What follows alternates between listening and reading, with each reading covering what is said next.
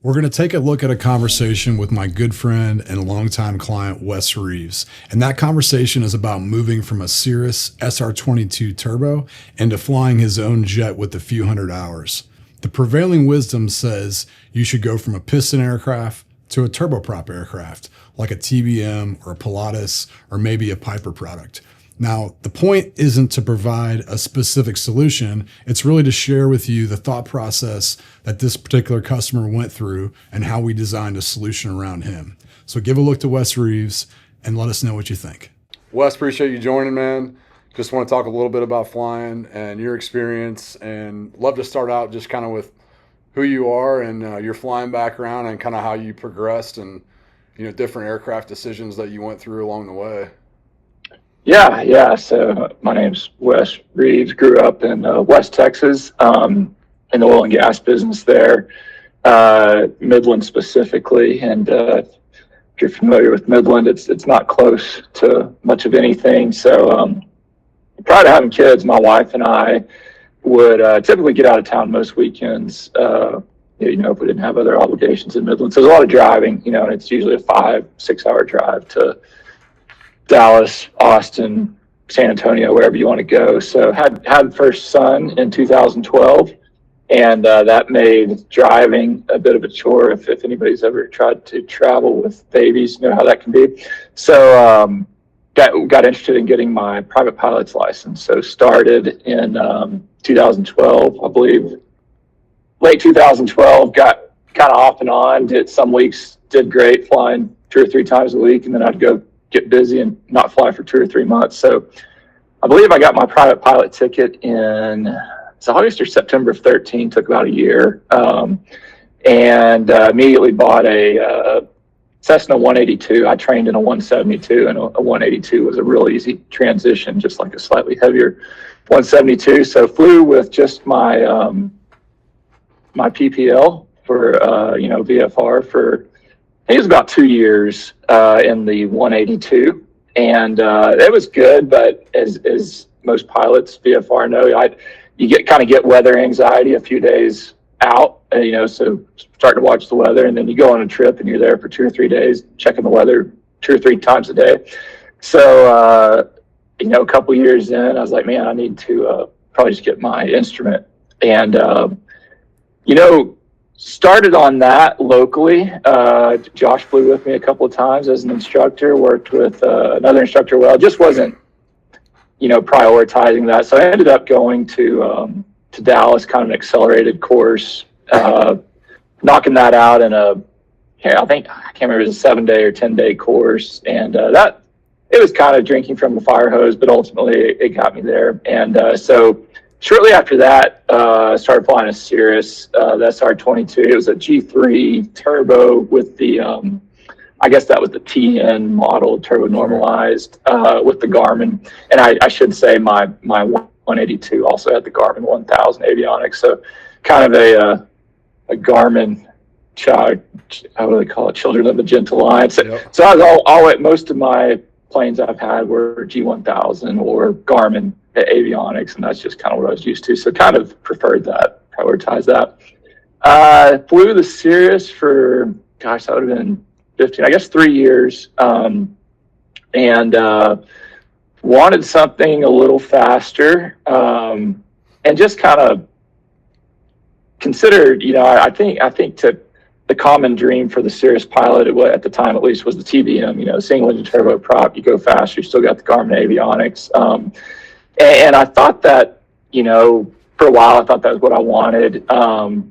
Ended up getting to spend some right seat time with Josh and his Mustang, and said, man, this is surprisingly easy to fly. It had the same G1000 system as the Cirrus, and obviously a little more complex systems, but I was pleasantly surprised at the pilot workload or lack thereof in the Mustang. Back to the TBM, I'd never flown one, but I was a little bit scared, I guess, of the type rating that I knew it required for a jet. And I think that can be ominous to pilots who have never done a type rating, but honestly, it was, I should go back to my Cirrus transition course. I can't remember. It was a 4-letter acronym that insurance liked, that Cirrus offers, that you would fly with a Cirrus instructor for, seemed like it was 2, maybe 3 days. And honestly, I would equate my type rating experience to similar to that Cirrus transition course. Now, the type rating was 10-ish days, I believe. I did it in aircraft through a group out of Arizona called Jet Right. This was 2018 timeframe. I've heard, I don't know, that it can be a little bit, insurance may not be as enthusiastic about in aircraft type ratings now. Sure. I don't know. It worked fine for me. There were several insurance companies that were happy to insure. I will say the type rating, like I said, not that bad. Probably wasn't worth the anxiety I had going into it. They kind of sure. They want to make you a safe pilot. They want to teach you, and that went well. And you probably had like 400 or 600 hours at the time. I'm trying to remember like how much. Time I think I had around 400 to 500 total hours at that time, and I think I had about 300 hours on the Cirrus at that time, and it was. It was good. It was a good learning experience. And honestly, the Mustang was a great airplane. I owned it for 4 years, 2018, a little over 4 years, to 2022. Flew 125, 150 hours a year in it. It was had one kind of AOG event over 4 years. Had a oil pressure sensor go out on climb out, return to where I took off from, and Textron was actually, the one call was very great. It was July 4th weekend, 2020 maybe, and they got out there in a couple of days. It really wasn't that big of an event at all. And I guess other kind of type rating specific, each year you have to do the 6158, which is like your recurrent training. Sure. I believe that's both FAA and definitely insurance required. For me, I would do. The first year I did it in the airplane through the same group that I got my type rating from. After that, I started doing it at SimCom, and slightly different experience doing it in the sim versus in the airplane. But both have their advantages, I would say. And I wouldn't say that one was any easier or tougher than the other. Sure. I would say the sim experience was, it was a 2.5 day. So it was less intense schedule wise, whereas the in-airplane was kind of like a day and a half. So it was like one flight hit you with all the emergencies, kind of practice, and then you kind of have sit down with the DPE after that, talk through things, and then you go have your 6158 check ride. And anyway, it just seemed like everything was more compressed on the in-airplane 6158 versus the simulator. But both were good. I don't really have any complaints about either one. Sure. That's really helpful perspective. I mean, just going from, being pretty low time, and I think a lot of Cirrus owners are probably in the same boat and thinking, the common thinking is like the single engine turboprop is the next step. And I flew the Pilatus PC-12 and went through that training. And I mean, I can tell you, even though it's not a type rating, it's basically the same training. And what I wanted to explore with you about that was like that trap that, I don't have to get a type rating, and the single engine turboprop is going to be easier. And I know you and Justin had experience with your King Air F90, and I'm just kind of curious, after flying your Mustang, kind of how you think about that. People who might be making that decision are thinking like, no, the turboprop is actually going to be easier for me. Like, after doing all that, what are your thoughts on single engine turboprop and how you walk through that decision matrix? It's tough to compare out because I have not done I did do a King Air F90 training, as you mentioned, prior. I'll say the Mustangs, in my opinion, far easier to fly than a King Air, and a much more modern, just airframe. again, like I said, and I would say the Mustang type rating compared to the King Air, even though it's not a type rating, I would say the Mustang was,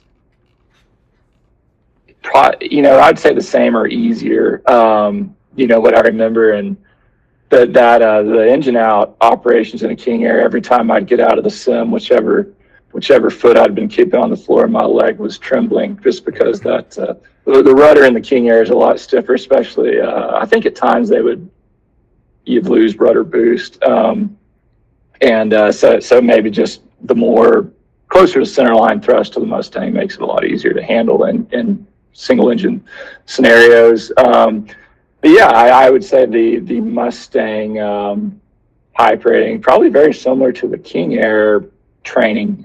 Not obviously the King Air, not necessarily type rating, but similar nonetheless. So yeah, and then as far as single engine, I don't know. Ultimately, what changed my mind from a TBM, which I've still yet to fly a TBM, so probably not a fair comparison. But the acquisition cost, at least at the 2018, a decent used G1000 TBM. I want to say it was around the 2008 time frame that TBM converted to the G1000, and it was the TBM 850, if I remember correctly. So I looked at plenty of them on controller and kind of window shop for a long time.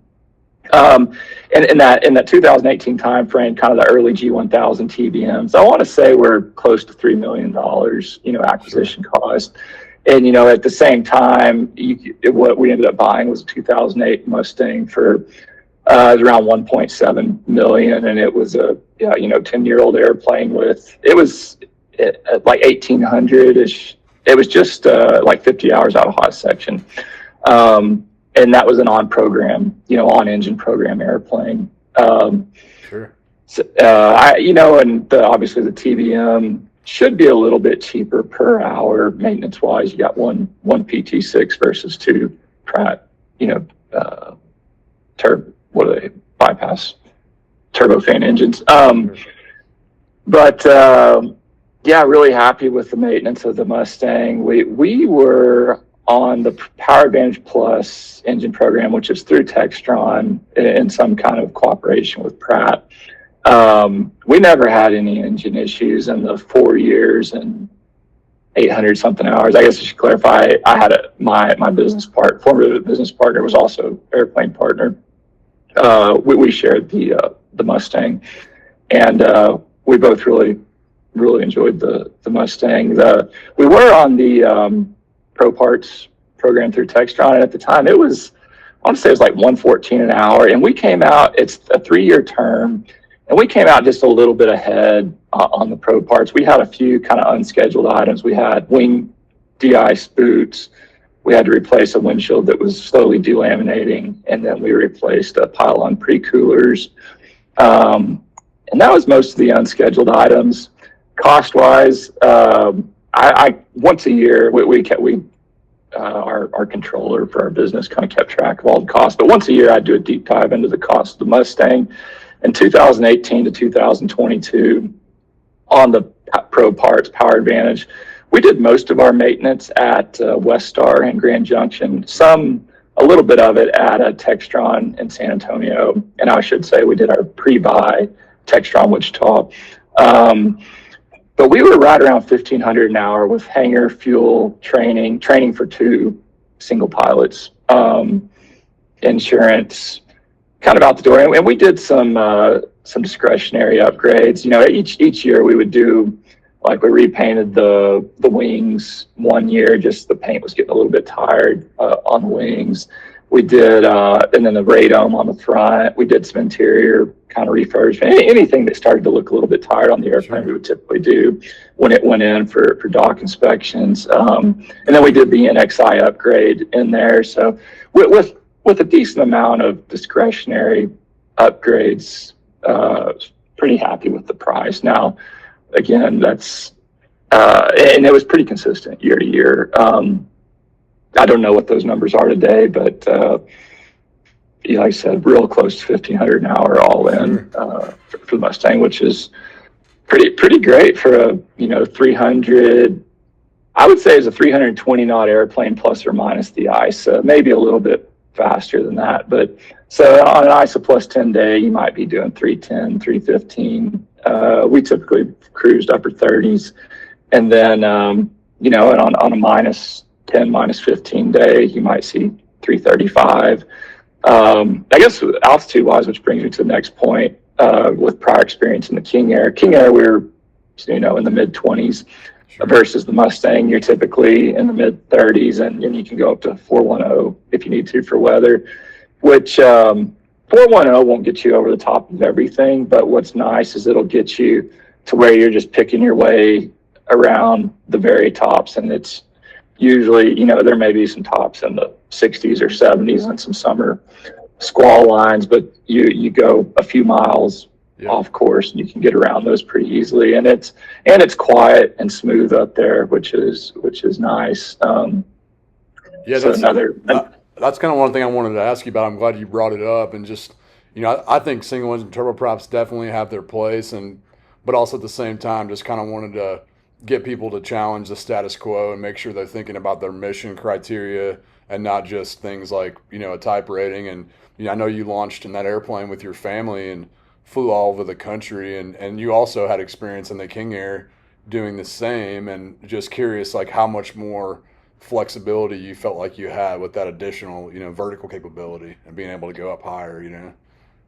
It was, I would say, pretty substantial. And you know, where I typically ran across the biggest storms were kind of New Mexico, West Texas. In the summer, you would get these squall lines that were pretty high. And if we were coming from Utah or California or maybe even Arizona, it's pretty easy to pick your way across those. Whereas in the King Air, you know, 25, 26,000. I think ours was capable of 28,000. But I probably would not have tried those legs in the King Air, just because, and I guess I experienced at times storms in the King Air when you're in the mid 20s, you're deviating a lot further to get around, you know, called the tops. You know, that I guess tops are relative if you're flying 410 versus 260. But yeah, you know, a lot of times if it looked, you may land in the King Air and wait for something to pass that you could fly right over the top of in the Mustang without any real anxiety or drama. Sure, man. No, that's good stuff. Good things to consider. And one thing I wanted to bring up was, you know, you and Justin, your partner, you guys are both pros, had owned multiple airplanes. You know, and obviously you guys could buy any airplane on your own without any help. Like, what kind of things did you find in value of, you know, working with an advisor and the things that I did for you? And, you know, how did that help you or influence your process, if it did? Oh, it did. Yeah, absolutely did. You know, we're both, and obviously you've helped us both buy and sell airplanes since the Mustang. So I think we're both very happy with what you brought to the table. And man, you know, it's hard for my partner and I don't know how we are pilots for ourselves. You know, our Mustang, we used about half business, half personal. But so guys like my partner and I with other careers, it's hard for us to be an expert on every type of airplane or really any type of airplane. So, you know, hiring you as an advisor was great. You know, I feel like you did a great job of kind of always liked the spreadsheet you'd put together, kind of all the planes on the market, and kind of finding the sweet spot and value. Sometimes it's the 4 or 5 year old plane with some amount of hours, and then just understanding all of the maintenance kind of gotchas that are specific to each airframe. You know, in the Mustang, I want to say it was like a 1750 hour hot section. So it's like I think it'd be fine on program, but you don't really want to buy a 1700 hour airplane that's going to have to go into hot section within a few months of you buying it. So I was happy that the Mustang you helped us find and ultimately purchase was to, you know, 50 or 100 hours out of hot section. And we had no real big maintenance events in our 4 years of ownership. So yeah, I guess what an advisor, at least what you brought to the table in that acquisition, was just expertise on the airframe. It seemed like you really dug in. Obviously, you were already pretty proficient in the Mustang, having owned one yourself. But I think you helped us compare it to we were also looking at the Phenom 100, kind of the Honda Jet. The Mustang kind of fits in an interesting spot that there's really, I would say at the time the Eclipse was a little bit smaller than the Mustang, and then you go Phenom 100 or M2 or Honda Jet are all a little bit bigger, maybe faster. So the Mustang, I don't know that it has a real direct peer, but we at least, with your help, considered other airframes.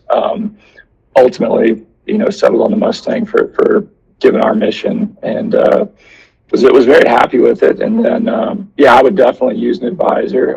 I'd say I've recommended you to my parents, who have bought and sold a couple of airplanes through you. And I was always really happy with that.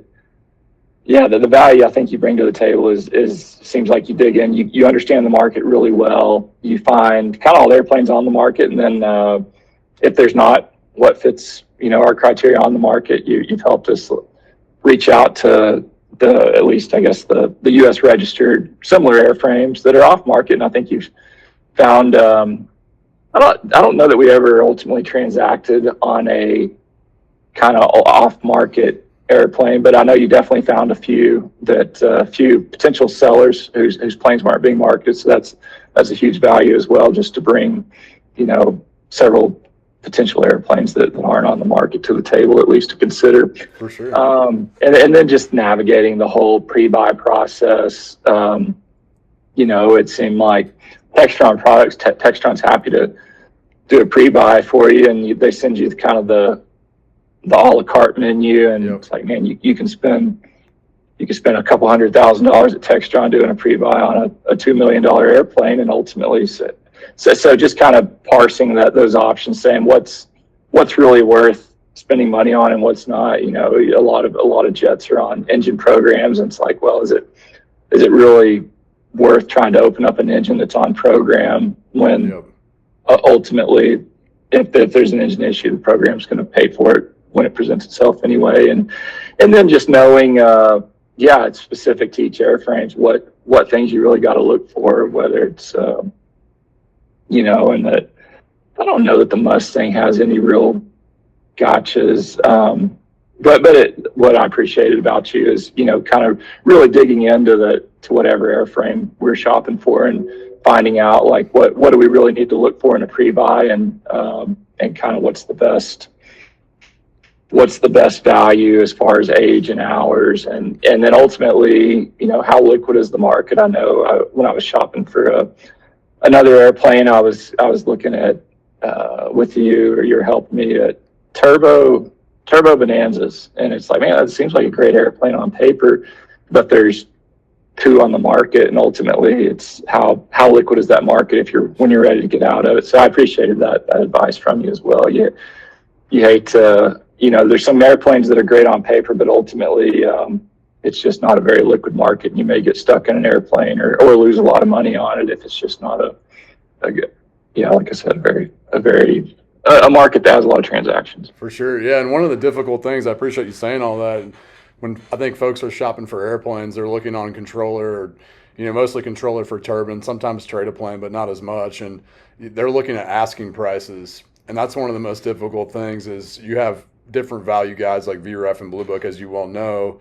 But it really takes the work of calling those owners, those sellers, and trying to find out what stuff has been transacting for, because that market changes so quick. So you could see, $200,000 swings in a quarter, one way or the other. And just once you kind of make those calls and have that data and do the research, I think hopefully it helped you guys understand kind of where the market was, rather than just looking online. So. Yeah, absolutely. It's it's a well worth. I think at least I've always been happy to pay your fee, and I think it's been value added and well worth it. Just understanding, not only the airframe we think we want, but also you bring to the table like, hey, here's other similar airframes you might consider for your mission. Very, been very pleased with your service. Well, man, I really appreciate it, and I appreciate you taking the time to take this call, and look forward to chatting airplanes again, whether you buy anything or not. It's what I love to do. So thank you very much. Yeah, absolutely. Happy to talk to you. Thanks, man. Well, have a great time on your trip, and I'll be in touch soon. All right, sounds good. Thanks, Josh. Thanks, Wes.